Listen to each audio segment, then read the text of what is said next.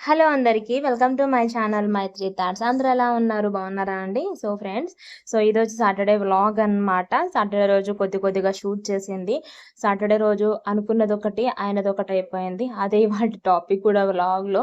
So ఏమైంది ఏంటిది అనేది నేను ఒక వ్లాగ్లో చెప్తాను. సో సాటర్డే పూజ చేసుకుంటాను. వెంకటేశ్వర స్వామి 7 శనివారాల వ్రతంలో 2 వారాలు కంప్లీట్ అయిపోయిందండి. 3వ వారం కోసం అనేది తొందరగా లేసాను. అన్ని పనులు చేసుకోవాలి కదా అని చెప్పేసి, కానీ పూజ చేసుకోలేకపోయాను. పూజ చేసుకుందామని రెడీ చేసుకున్నాను, కానీ చేసుకోలేకపోయాను. ఎందుకు చేసుకోలేదు అనేది చెప్తాను.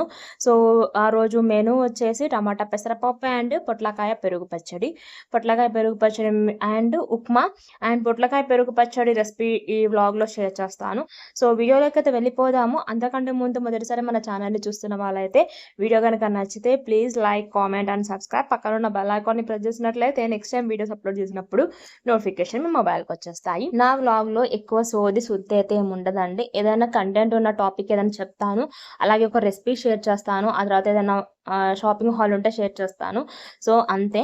సో రెసిపీ విషయానికి వచ్చినట్లయితే పొట్లకాయని చిన్న చిన్న ముక్కలుగా కట్ చేసుకొని కొద్దిగా సాల్ట్ వేసుకొని కొంచెం వాటర్ వేసుకొని ఉడికించుకోవాలి.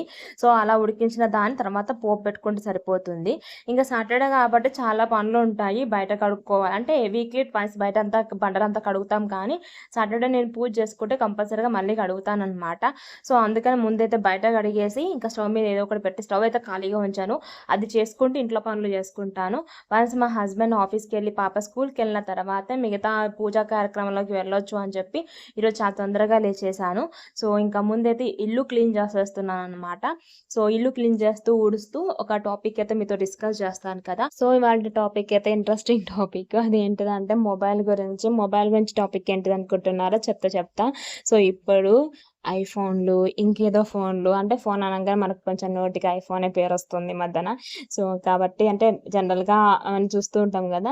సో ఇప్పుడు ఇంత పెద్ద పెద్ద లక్షల పైన ఫోన్లు అందరు కొనుక్కుంటున్నారు, కానీ ఒకప్పుడు ఫోన్లు అంటే ఇది ల్యాండ్ ఫోన్స్ అండి. ₹1.25. సో ₹1.25 బయట వెళ్ళి ఎస్టీడీ ఐఎస్టీ మాట్లాడాలి, లోకల్ కాల్స్ మాట్లాడాలంటే ₹1.50 అందులో ఇవ్వాలి వాళ్ళకి. 1 నిమిషానికో ఏమో ఉంటుంది.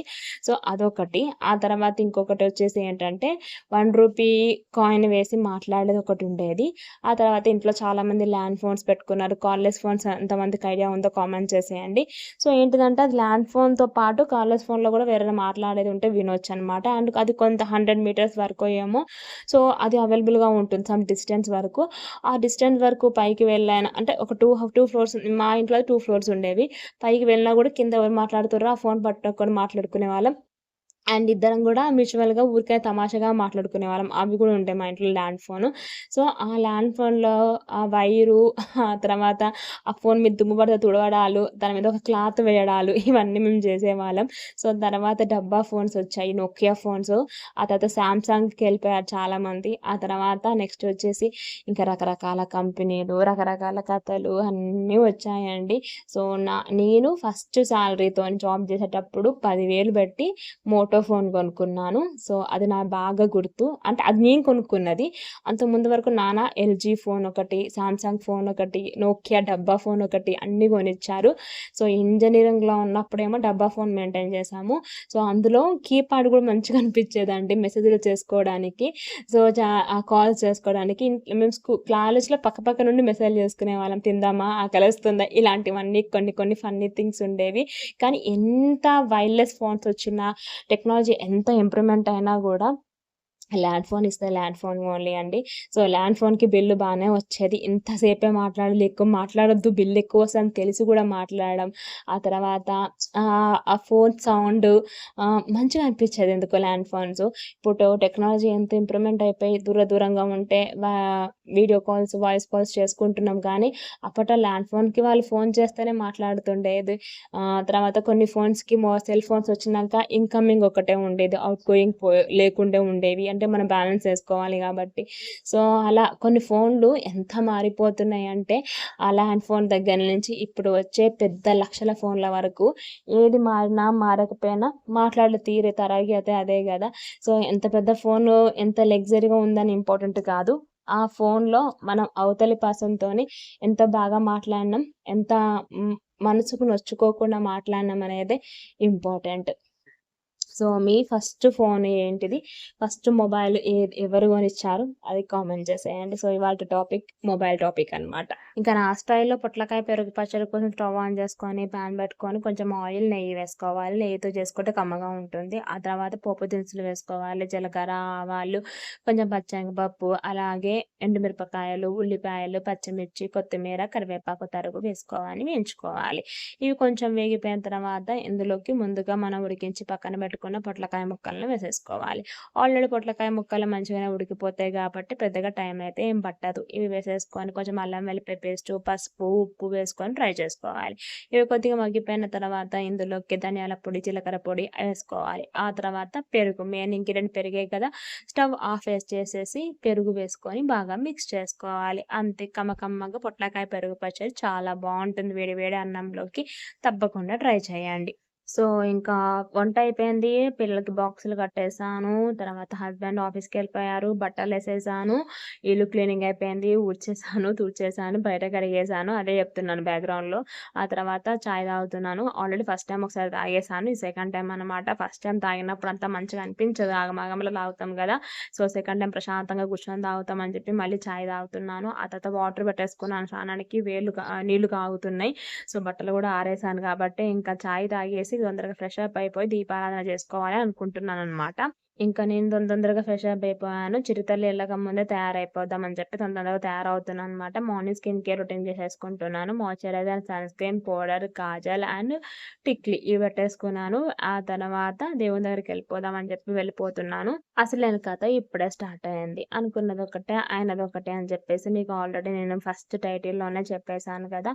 సో అనుకున్నది ఏమనుకున్నాను, అయ్యేది ఇంకోటేమైంది అంటే, సో నేను నాకు యాక్చువల్లీ మనకు మంత్లీ సైకిల్స్ ఉంటాయి గదా. అదే నా టైం అనమాట. బట్ ఇంకా అంటే నాకొక 3, 4 డేస్ ముందే వచ్చేస్తది. 23, 24 డేస్ సైకిల్సే ఉంటుంది నాకు. సో ఇంకా రాలేదు గదా. నేను పర్టిక్యులర్‌గా పీరియడ్స్ వస్తాయనే అనుకున్నాను సాటర్‌డే రోజు. కానీ పూజ అంతా అయిపోయినాక వస్తదిలే అని జెప్పేసి ధీమాగా ఉండే. కానీ ఫైనల్లీ ఇంకా దేవుని చెట్ల దగ్గర క్లీన్ చేస్తున్నాను. ఆ తర్వాత నాకు తెలిసింది ఏంటిదంటే, కొంచెం సేపయినంక నాకు కొంచెం తేడా అనిపించేసరికి పీరియడ్స్ వచ్చాయని చెప్పి నేను మెంటల్‌గా ఫిక్స్ అయిపోయాను. ఇవన్నీ మీకు చెప్పాల్సిన అవసరం ఏమీ లేదు. కానీ ఇంకా దేవుని పూజ చేయొద్దు అని చెప్పేసి ఇంకా అవన్నీ పెట్టినట్టే పక్కకు పెట్టేసి అట్లనే ఉంచేసి ఇంకా తెలిసిన నైబర్‌తో అవన్నీ తీపిచ్చేసి సర్దేసేసాననమాట. సో ఏదైనా మనం అనుకుంటే కాదు, దేవుడు అనుకోవాలి. దేవుడు అనుకున్నప్పుడే దేవుని పూజ కూడా కంప్లీట్ అవుతూ ఉంటుంది. సో ఇంకా ఈ మంత్లీ సైకిల్స్ అన్నీ పెట్టినయి దేవుడే పెట్టారు. ఇంకా దాన్ని పట్టించుకోలేదండి. సో, ఒక్కటే ఏంటిదంటే మనం ఎప్పుడైతే చూసుకుంటామో అప్పటినుంచి ఒక రోజు లెక్క అని పెట్టుకోవాలి అంట. అయ్యేదేదో అయితేనే ఉంటది. సో, ఫైనల్లీ ఇంకా నేను దేవుడి శిల్పం దగ్గర అంతా కూడా క్లీన్ చేద్దాం అనుకునేసరికి ఇలా అయిపోయింది. ఇంకా ఆ తర్వాత చక్కగా నేనైతే ఇంకా ఇగ వారం స్కిప్ చేసేసాను.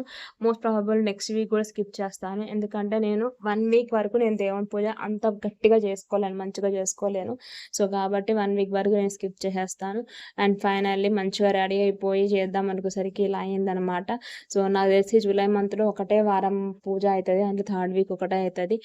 మళ్ళీ 4th నుంచి మళ్ళీ నెక్స్ట్ మంత్ ఆగస్ట్‌లోనే అవుతాయి. ఎందుకంటే మళ్ళీ నాకు ఈ మంత్ ఊరికెళ్ళే ప్రోగ్రామ్ ఉంది కాబట్టి. సో, లాస్ట్ వీక్ ప్రాబబుల్లీ మొత్తం ఊరికెళ్ళిపోతాము. సో, ఫైనల్లీ అలా అయిందనమాట. పూజ చేయకుండానే ఇంకా దూరం పెట్టుకోవాల్సొచ్చింది. సో, ఇంకేదైనా మన మంచికే అనుకోవాలి. మొత్తం పూజ అయిన తర్వాత ఈవినింగ్ వచ్చినా కూడా సో, మళ్ళీ ఆ వారం పనికి రాకుండా అయ్యేది ఎట్లాగో. ఫైనల్లీ ఇంకా పూజ అయితే స్కిప్ చేసేసాను. అంత భారం అయితే భగవంతుని మీదనే పెట్టాను. పెట్టింది ఆయన్నే, చేపిచ్చేది ఆయన్నే. మన చేతిలో ఏముంటుంది చెప్పండి. ఇంకెలాగో ఉపవాసం లేను కదా అని చెప్పి ఆల్రెడీ ఇంట్లో గోధుమ రవ్వ ఉప్మా చేశాను. కానీ నాకు కోపం వస్తుంది, వారం మిస్ అయిపోయింది అని చెప్పి చైల్డ్‌హుడ్ మెంటాలిటీ అనమాట. ఇంక ఫైనల్లీ ఏం చేశానంటే మళ్ళీ ఆన్‌లైన్‌లో ఆర్డర్ పెట్టాను. ఓట్స్ ఉంటాయి కదండీ. ఇదొచ్చేసి మిల్లెట్స్ ఓట్స్. సో, అలాగే విత్ ఆల్మండ్ నట్స్ అన్నీ ఇచ్చేసారు. అలాగే ఒకటి చాక్లెట్ మౌజ్ ఆర్డర్ పెట్టుకున్నాను. ఎందుకో స్వీట్ క్రేవింగ్స్ ఉండే ఇంకా అది పెట్టేసి అలాగే ఓట్స్ పెట్టుకున్నాను. ఈ 2 కలిపి నాకు అమౌంట్ వచ్చేసి ₹250 దాకా అయ్యిందనమాట. సో, కోపం వస్తే మీరు ఎక్కువ ఏం చేస్తారో కామెంట్ చేయండి. చాలామందికి కోపం వస్తే ఎక్కువ తింటారు, లేదా అలుగుతారు, లేదా ఏదైనా వస్తువు ఉంటే కింద పడేస్తారు, పగలగొడతారు కదా. సో, నాకు ఆ కోపం వచ్చిన టైంలో ఆకలి ఎక్కువ అనిపిస్తూ ఉంటుంది. కాబట్టి నేను తింటా ఉంటాను. సో, ఓట్స్ ఇంట్లో ఉన్నాయి, చేసుకోవడానికి 5 నిమిషాల పని. అయినా కూడా ఆన్‌లైన్‌లో ఆర్డర్ పెట్టాను. ఇందులో ఈ ఆకులు, అలుములొచ్చాయి. ఇవైతే నాకు తులసాకు ఫ్లేవర్‌లాగా అనిపిచ్చాయన్నమాట. సో, ఫైనల్లీ ఓట్స్ ఆర్డర్ పెట్టేసుకొని చాక్లేట్ మౌస్ ఆర్డర్ పెట్టుకున్నాను. ఫస్ట్ టైమ్ ఈ చాక్లేట్ మౌస్ ఆర్డర్ పెట్టుకోవడం బావుంది. టేస్టీగా ఉంది. యమ్మీగా ఉందన్నమాట. ఎందుకు బావుంటదో అమౌంట్ పెట్టినంక కొన్నాంక సో, నేనే ఈ మధ్యన ఎక్కువ జెప్టో, కేఫ్‌లో ఆర్డర్ పెడుతున్నానేమో అని నాకు అనిపిస్తూ ఉంటుంది. మంత్లీ ఒక్కసారైనా కేఫ్‌లో ఎన్ని జొమాటో, స్విగ్గీలు ఎన్ని ఉన్నా గూడా మళ్ళీ జెప్టో, కేఫ్‌ని గూడా ఎంత యూజ్ చేసుకోవాలో అంత యూజ్ చేసుకుంటున్నాను. సో, ఫైనల్లీ ఇంకా అలా బ్రేక్‌ఫాస్ట్ కంప్లీట్ చేసేసుకున్న తర్వాత అండ్ లంచ్‌లోకైతే కొంచెం పెసరపప్పు టమాటా, పొట్లకాయ పెరుగు పచ్చడి అండ్ చట్నీ, చిప్స్, అన్నం అన్నీ పెట్టేసుకొని తినేసాననమాట. సో, సండే వచ్చేసి మనకు తొలి ఏకాదశి పండుగ ఉంది కదండీ! తొలి ఏకాదశి పండుగ నాడు మూకుడు పెట్టాలి అని అంటూ ఉంటారు. జనరల్‌గా జొన్న పేలాల లడ్డు బెల్లం కలిపి జొన్న పేలాలు కలిపి లడ్డు చేసి లడ్డు ప్రసాదంగా స్వామివారికి పెట్టి అండ్ మనం తింటూ ఉంటాము. బట్ నేను ఇంకా ఎలాగో నాకు పడట్లేదు కదా అని చెప్పేసి మసాలా గ్యారెలు చేద్దామని చెప్పేసి దానికోసం శనగపప్పును నానబెట్టాను. శనగపప్పుని శుభ్రంగా వాష్ చేసేసుకొని నేను ఇక్కడ పావు కేజీ దాకా తీసుకున్నాను. శుభ్రంగా వాష్ చేసుకొని ఇంకా నానబెట్టేసాను. ఆ తర్వాత సాయంత్రానికి చపాతీ కూడా చేసేసాను. ఇంకా వేడివేడిగా కాఫీ పెట్టుకొని ఈవినింగ్ సెక్షన్‌లో తాగేసాననమాట. ఆ తర్వాత ఇవేంటిదంటే నా చిట్టి తల్లి ఎందుకో స్కూల్‌లో అలిగొచ్చిందండి. సో, వాళ్ళ ఫ్రెండ్‌కి వాళ్ళ ఫాదర్ ఏదో బిస్కెట్స్ కొనిచ్చారంట. "నువ్వు నాకెప్పుడు ఫ్రూట్సే పెడతావు, బిస్కెట్స్ పెట్టవు" అనంటే షాప్‌కి వెళ్ళి ఓపిక లేక మళ్ళీ స్విగ్గీ మార్ట్‌లో కొన్ని వస్తువులు అండ్ బిస్కెట్స్ ఆర్డర్ పెట్టాను. హైడ్ అండ్ సీక్ బిస్కెట్స్, అలాగే డార్క్ ఫాంటసీ. ఆ తర్వాత ఇవన్నీ ఆర్డర్ పెట్టేసాననమాట. ఇంక అవన్నీ వచ్చాయి. బిస్కెట్స్ కూడా ఆన్‌లైన్‌లో ఆర్డర్ పెట్టేది మనం ఒక్కరమే కావచ్చు అని చెప్పి తింటున్నాం మేము. టెక్నాలజీ పెరిగిన కొద్దీ మనుషులకి బద్ధకం ఎక్కువైపోతూ ఉంది. ఆ బద్ధకంతోనే ఈ పనులన్నీ చేస్తూ ఉన్నాము. టెక్నాలజీ యూజ్ చేసుకోవడం ఏమో గానీ రూ. 1 ఎక్కువనే పెడుతున్నాం ఈ వస్తువులన్నిటికి కూడా. ఈవినింగ్‌కైతే మడత చపాతీలు చేసేసాను సాటర్‌డే రోజు. యాక్చువల్లీ ఉపవాసం ఉంటే సేమియా కంపల్సరీగా చేస్తాను. ఉపవాసం ఏం లేను కాబట్టి ఇంక ఇష్టం ఉన్నట్టుగా తినేస్తున్నాను ఆ రోజు. నాన్ వెజ్ తినకుండా ఫాస్టింగ్ అయితే చేస్తున్నాననమాట. నాన్ వెజ్ లేని ఫాస్టింగ్ అంటే 3 పూటలు తినడము. సో, మడత చపాతీలు చేశాను. ఎక్కువ అయితే జనరల్‌గా సాటర్‌డే రోజు ఎక్కువ చపాతీలు ఎందుకు చేస్తానంటే సండే కూడా మార్నింగ్ బ్రేక్‌ఫాస్ట్‌కి అవుతది అని చెప్పేసి. బట్ ఏంటంటే అసలు ఓపిక లేకుండే అందుకని చెప్పేసి ఓన్లీ ఇంకా ఇంట్లో మందేమో ఒక 6 చపాతీలు చేశాను. చాలా మెత్తగా సాఫ్టీగా వచ్చాయి. సో, ఎప్పుడో గానీ అంత ఓపిక ఉండదు. అంత ఇంట్రెస్ట్ ఉండదు మడత చపాతీలు చేయడానికి. ఇంట్రెస్ట్ ఉండే రోజు కంపల్సరీగా ఇలా చపాతీలు చేస్తానన్నమాట. ఇవి ఉత్తవే అలా నోట్లో తినాలి అని అనిపిస్తూ ఉంటుంది. చపాతీ కూడా ఎందుకింత బిల్డప్ అనుకోవచ్చు. ఏదో అలా చెప్పడం సాగదీయడం అలవాటైపోయింది. ఈవినింగ్ కాఫీ తాగి చపాతీలు చేసేసి మార్కెట్‌కెళ్ళాను. నేను మార్కెట్‌కి వెళ్ళే టైంకి ఫుల్లు మబ్బయిపోయింది. వెదర్ అయితే ఒక భయంకరంగా అయిపోయింది. నల్లగా గాలికి మనుషులు కొట్టుకెళ్ళిపోతారేమో అన్నట్టు అయిపోయేది. అయినా కూడా సాహసం చేసి నేను మార్కెట్‌కైతే బయలుదేరిపోయాను. అనుకున్నట్టుగానే గట్టిగా ఒక 5 నిమిషాలు వర్షం కురిచిందక్కడ. ఇంక పక్కకు నిలబడి ఇంక మిగతా కూరగాయలు తీసుకొని వచ్చాను. పెద్ద కూరగాయలు ఏం తీసుకోలేదు. ఎందుకంటే వర్షం పడుతుంది. వాటి మీద వాటర్ పడితే అంత ఫ్రెష్‌గా ఏం అనిపించలేదు నాకు. నేను తీసుకున్న కూరగాయలు ఈ వారం మార్కెట్స్ అంతా అని చెప్పేసి ఆల్రెడీ షార్ట్ పెట్టాను సాటర్‌డే రోజు. ఇంకా మళ్ళీ ఇప్పుడు కూడా చెప్పిస్తున్నాను. ఎక్కువ ఏం తీసుకోలేదు. తీసుకున్న వాటిలో ఎక్కువ క్వాంటిటీ తీసుకున్నాను. మా మమ్మీ వస్తా అన్నారు ఈ వీక్ కాబట్టి ఎక్కువ క్వాంటిటీలో తీసుకున్నాను. టమాటా ఒకటేసారి రూ. 40 కేజీకి వెళ్ళిపోయింది. బెండకాయ, దొండకాయ, క్యాప్సికమ్, అలాగే క్యారెట్, తర్వాత మొక్కజొన్న కంకులు, స్వీట్ కార్న్ పోయిన వారం 50కి 3 ఇస్తే ఈ వారం 50కి 2 ఇచ్చారు. అండ్ బీరకాయ చట్నీ కంపల్సరీగా దోసలకి నేను అదే చేస్తాను కాబట్టి ఆలు కంపల్సరీ ఉండాలి పిల్లలు ఉన్న కాడ కాబట్టి అవి తీసుకున్నాను. అండ్ ఆకుకూరలు కూడా వానాకాలంలో ఎక్కువగా తినకపోవడమే బెస్ట్ అండి. అందుకని కొత్తిమీర ఒకటే తీసుకున్నాను. నిమ్మకాయలు కంపల్సరీగా ఏదో కర్రీలో వేస్తూ ఉంటాను కాబట్టి తీసుకున్నాను. ఈ వారం కొంచెం స్పైసెస్ ఏం తీసుకున్నానంటే మెంతులు తీసుకున్నాను. ఆ తర్వాత ఇక్కడ మా మార్కెట్‌లో రూ. 10 షాప్ అని ఉంటుంది. స్పైసెస్ అమ్ముతారు. ఇది దగ్గర దగ్గర 50 గ్రాములు ఉంటుందండి. రూ. 10కే ఇస్తారు మనకు. ఆ మెంతులు తీసుకున్నాను, ఓమ తీసుకున్నాను, నల్ల జీలకర్ర తీసుకున్నాను. కొద్దిగా వెయిట్ లాస్ పౌడర్ చేసుకుందాం అని చెప్పి సాయి ప్రసన్న ఛానల్ ఎంతమంది సబ్స్క్రైబ్ చేసి ఉంటారో కామెంట్ చేయండి. ఆవిడ ఛానల్ చూసి ఇన్‌స్పైర్ అయ్యి నేను ఒక పౌడర్ చేసుకొని నేను ట్రై చేద్దామని చెప్పి ఆల్రెడీ ఒకసారి ట్రై చేశాను. అందులో ధనియాలు, జీలకర్ర, వాము, నల్ల జీలకర్ర వేయాలి. సారీ ధనియాలు కాదు. వాము, సోంపు వెయ్యాలి. బట్ నేనేం చేశాను సోంపు ప్లేస్‌లో ధనియాలేసాను మర్చిపోయి. నాకు ఆ పౌడర్ ఎందుకో నచ్చలేదు. మొత్తం పడేసాను. సో, మళ్ళీ ఈసారి చేసుకుందాం అని చెప్పి తెచ్చుకున్నాను. నల్ల జీలకర్ర ఏ క్వాంటిటీలో తీసుకుంటామో ఆ క్వాంటిటీకి సగమే ఎయ్యాలి. ఒక 2 టేబుల్ స్పూన్‌లేస్తే సరిపోతుందంట. అది బాగా వేడి చేస్తుందంట. కాబట్టి సో, వాము, సోంపు, జీలకర్ర సేమ్ క్వాంటిటీలో నల్ల జీలకర్ర 2, 3 టేబుల్ స్పూన్లు వేసుకుంటే సరిపోతుందని చెప్పారు తను. సో, అందుకని ఆ పౌడర్ చేసి స్టోర్ చేసుకొని మండే నుంచి తీసుకుందాం రెగ్యులర్‌గా అని చెప్పేసి ఇవి తెచ్చాను. ఫస్ట్ కొంత క్వాంటిటీలో చేసుకొని స్టోర్ చేసుకుందాం. అది నేను తినగలుగుతాను. అంటే అది వార్మ్ వాటర్‌లో కలుపుకొనైనా తాగొచ్చు. లేదా అది టేబుల్ స్పూన్, 2 టేబుల్ స్పూన్‌లని, 1 టేబుల్ స్పూన్ నోట్లో వేసేసుకొని నములుకుంటూ వేడి వాటర్ తాగినా, వార్మ్ వాటర్ తాగినా ఏం లేదని చెప్పారు. అన్ని రకాల ప్రయత్నాలు చేస్తున్నానండి. రెగ్యులర్‌గా జీరా వాటర్ తీసుకుంటున్నాను. అయినా గూడా వెయిట్ లాస్ అవ్వట్లేదు నేను. అంటే సరైన డైట్ పాటించట్లేదు. మంచిగా నేను జీరా వాటర్ తాగుతున్నప్పుడు కొలెస్ట్రాల్ తగ్గాలి. అలాగే అట్ ది సేమ్ టైమ్ ఎంతో అంత వెయిట్ లాస్ అవ్వాలి. బట్ నేను అవ్వట్లేదు అనంటే దాంతో పాటుగా నేను హ్మ్. చెత్త తిండి అంటే ఆయిల్ ఫుడ్ ఎక్కువ తింటున్నాను. సో, మళ్ళీ ఇంత చెప్పినా నేను సండే రోజు పన్నీర్ బిర్యానీ చేశాను, మసాలా గారెలు చేశాను. రెగ్యులర్‌గా బిస్కెట్స్, స్వీట్స్, చాయ్‌లు, కాఫీలు తింటూ ఉంటే ఇంకా లావు తగ్గుతామా? తగ్గం గదా! కానీ ఈ మండే నుంచి ఒక 15 డేస్ మళ్ళీ సండే స్కిప్ చేస్తాను ఎట్లాగో. అంటే 15 డేస్ లెక్క పెట్టుకున్నాను. మండే టు సాటర్‌డే 6 డేస్ మళ్ళీ సండే స్కిప్ చేసి మళ్ళీ మండే టు సాటర్‌డేస్. ఈ 6 అవి 6, 12 డేస్ మళ్ళీ మండే టు వెడ్నెస్‌డే. అట్లా ఒక 15 డేస్ పెట్టుకుందామని 7థ్ నుంచి అనుకుంటున్నాను నేను. 7థ్ నుంచి 25థ్ వరకు రెగ్యులర్‌గా ఒక డైట్. అందులో 2 సండేస్ తీసి స్కిప్ చేసేసినాక కూడా 2 వీక్స్ ఒక 15 డేస్ రెగ్యులర్‌గా ఒక చార్ట్ ప్రిపేర్ చేసుకుందాం అనుకుంటున్నాను. ఒకవేళ వెయిట్ లాస్ అవుతే నేను డెఫినిట్‌గా ఆ వీడియోస్ పోస్ట్ చేస్తాను. మార్నింగ్ చేసిన కర్రీస్ తినబుద్ధి కాక చపాతీల్లోకి నేను ఇక్కడ ఇదేమంటారు బేసిన్ కర్రీ, హ్మ్. బాంబే చట్నీ, శనగపిండి కర్రీ అంటారు కదా! ఇంకా అది చేస్తున్నాననమాట. దీని రెసిపీ వేరే వ్లాగ్‌లో ఆర్ షార్ట్‌లో పోస్ట్ చేస్తాను. సో, ఇంకా ఇది చేసేసుకొని చపాతీలో పెట్టేసుకొని నైట్ డిన్నర్ అయితే కంప్లీట్ చేసేసాము. ఆకుకూరలు ఎక్కువగా తేలేదు కాబట్టి కట్ చేసే పని కూడా నాకేం లేకుండే. సో, ఫైనల్లీ అనుకున్నదొకటి, అయినదొకటి సీరీస్ వీడియో అయితే అదనమాట. ఇంకా డిన్నర్ కంప్లీట్ చేసుకొని స్టవ్ దగ్గర క్లీన్ చేశాను. కానీ ఎప్పుడు పండగలప్పుడే ఏమన్నా ఇంట్లో బాగాలేకపోతే చిరాకుగా ఉంటుంది గదా! అందుకే దేవుడు మనకు కూతుర్ని ఇస్తారు గావచ్చు వాళ్ళతోని పూజ చేయమని.